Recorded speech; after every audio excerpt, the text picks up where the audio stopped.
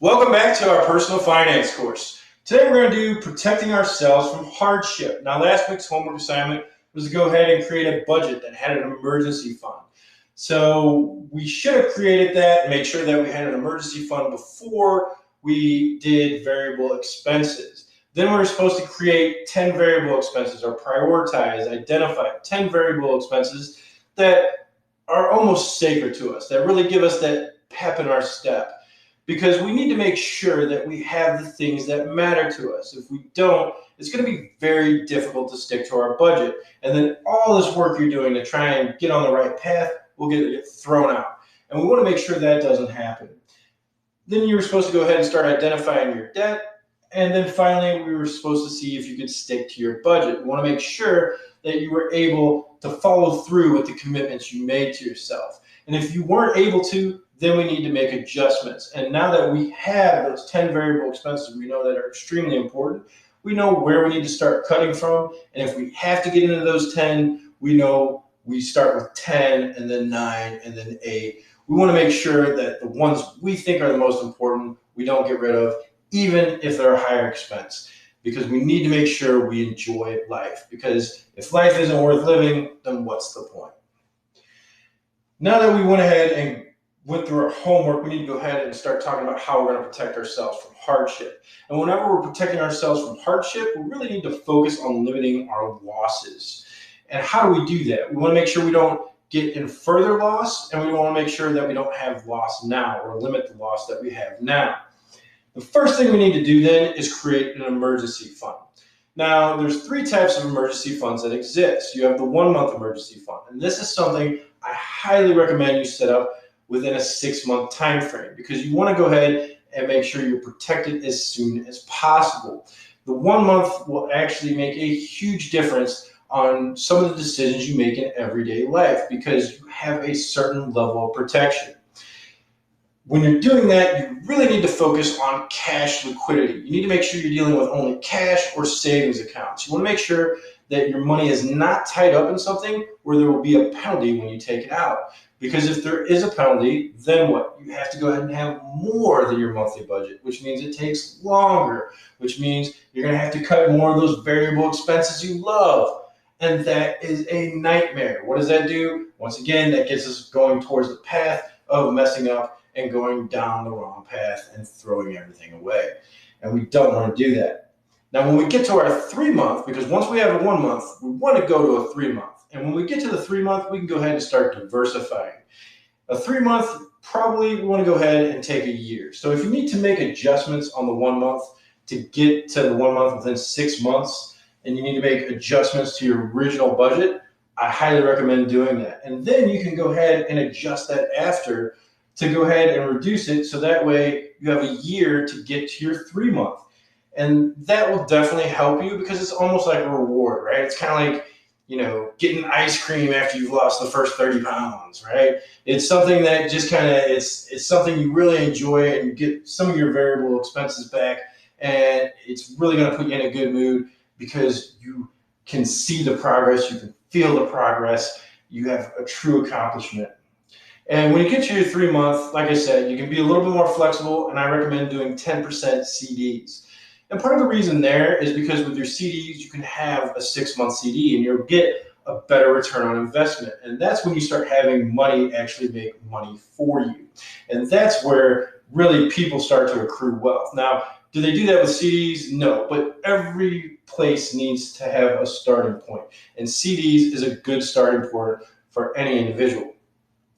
So your CDs start happening, and when you pull those out, if you have to pull them out, you're going to have minimal penalties, but you're going to be making way better money off your money than you would with a savings account.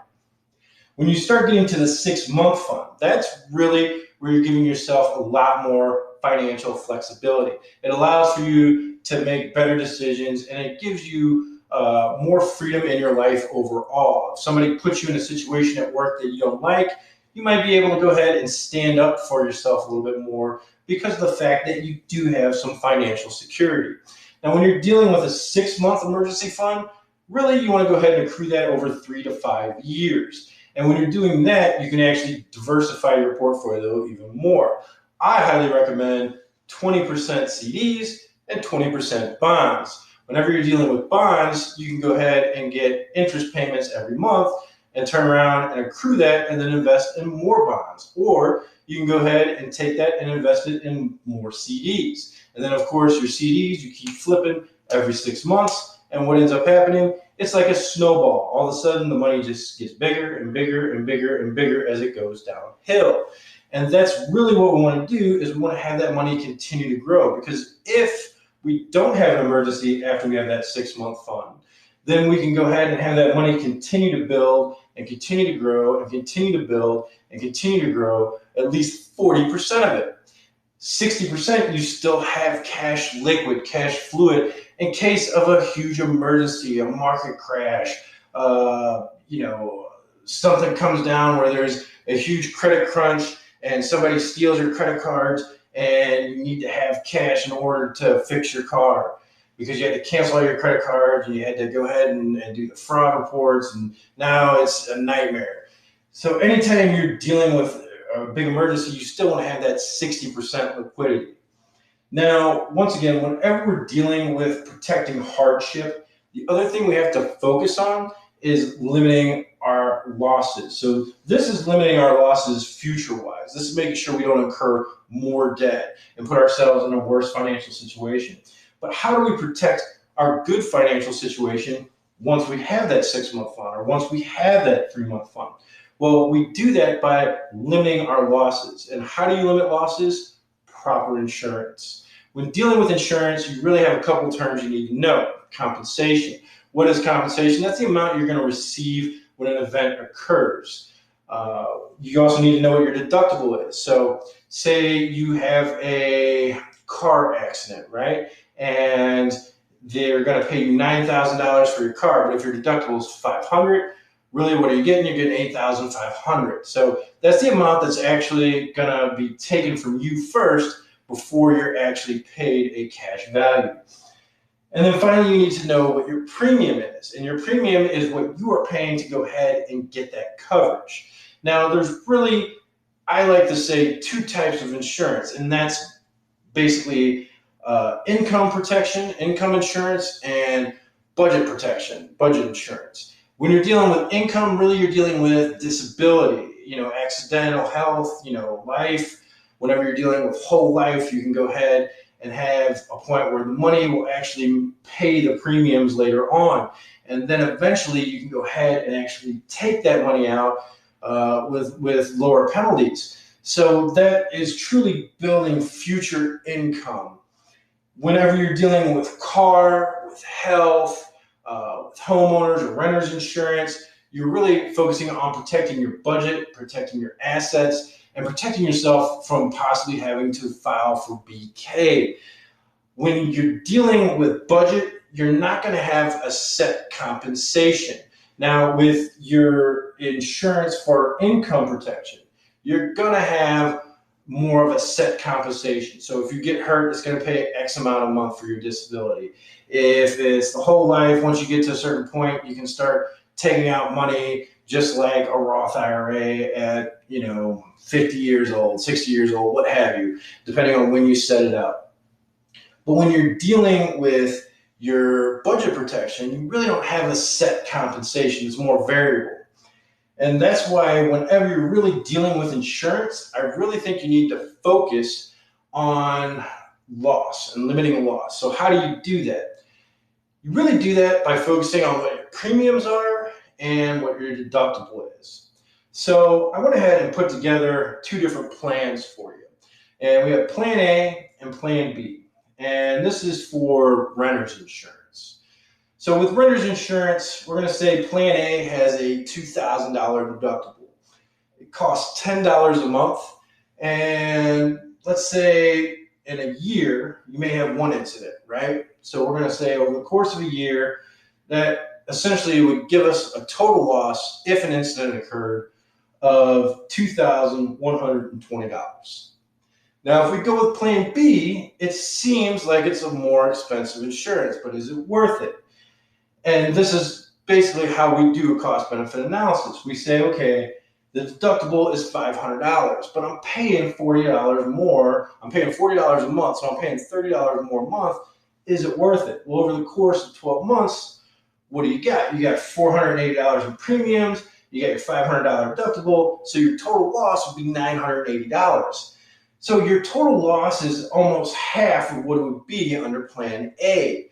So even though Plan A is $30 cheaper and maybe it allows for you to get a couple extra Starbucks a month, it ends up costing you a lot more in the long run. In fact, it's going to end up taking you about 5 years in order for Plan A to actually be better than Plan B.